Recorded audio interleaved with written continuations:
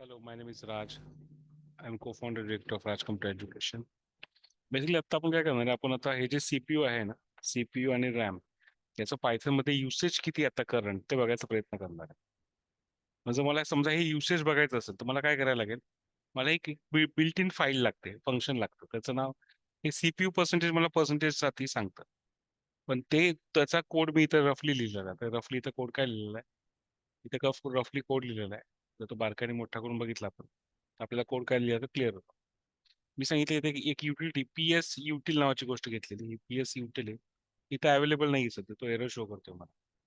बरोबर आहे, तो तो कुड नॉट रिझॉल्व असं मला सांगतो. म्हणजे ती जी काही मॉड्यूल आहे माझ्याकडे इन्स्टॉल नाही, म्हणून मला ते पहिला इन्स्टॉल करायला लागेल.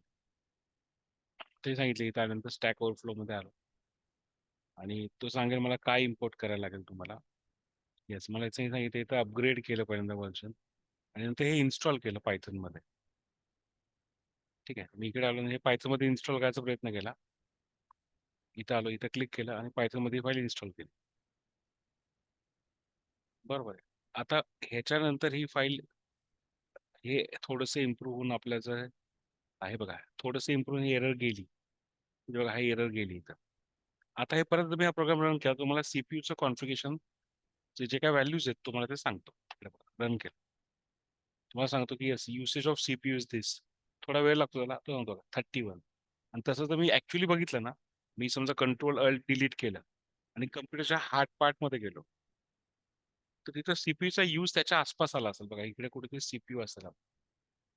ठीक आहे, आता मलाही खूप दिवसातलं आठवत नाही, पण हा इथं बघा सीपीयू 51 आहे, 41 आहे, 35.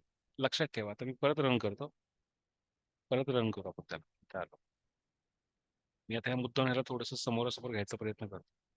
इथं आला तो माझा कमांड, मी एंटर प्रेस करतो. थोडा इथं व्हॅल्यू दाखवली, इथं बघा खाली काय व्हॅल्यू येईल. 20 आली बघा, ही 16च्या आसपास होती, तेव्हा कुठेतरी 20ला असेल ती. नाही, तो एक्झॅक्टली तो कॉम्प्युटरच्या व्हॅल्यूज दाखवतो. याच कमांडने तो अजून काय काय दाखवतो आणि इथं बऱ्याच गोष्टी दाखवतो.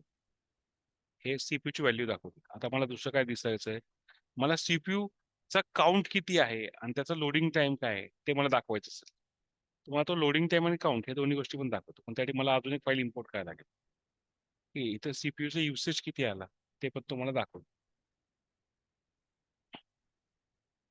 नंतर गेट ओ लोडिंग 15 मिनिट्स, प्रत्येक 15 मिनिटाचा ॲव्हरेज जर काढला त्यांनी, तुम्हाला सीपीयूचं लोडिंग करून तुम्हाला त्याची व्हॅल्यू दाखवतो.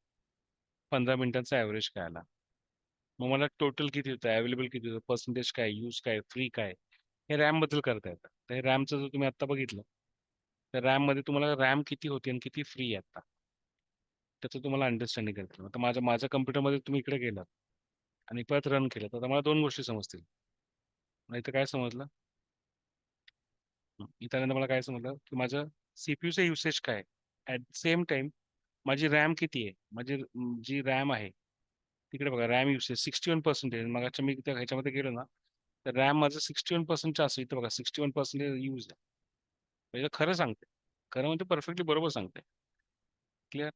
आणि तो सांगतो मला यूज किती टक्के आहे त्याचा. क्लिअर. तर मी अशी इन्फॉर्मेशन त्या नेटवर्कमध्ये घेऊ शकतो बऱ्यापैकी. रॅमचं युसेज झालं, बरोबर आहे, फाईन.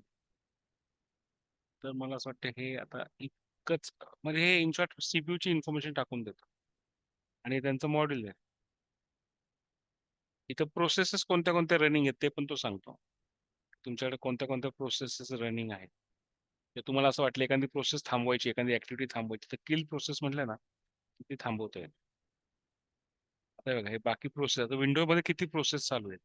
प्रोसेस म्हणजे काय, हा हे जे दिसतं ना हे प्रोसेसेस, हे हे ते सगळं सांगेल आपल्याला.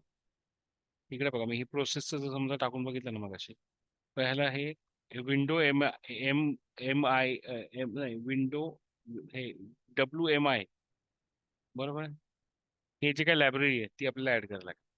मग तो लिस्ट ऑफ प्रोसेस सांगतो तुम्हाला किती प्रोसेसेस आहे त्याच्यामध्ये. पण तुम्ही सीपीयू, हार्ड डिस्क अशा बऱ्याच गोष्टींबद्दल माहिती तिकडून घेऊ शकता. मला वाटतं तुम्ही सर्व एक गोष्ट फक्त एकदा ट्राय करून बघा. मी जरा सेव्ह करतो.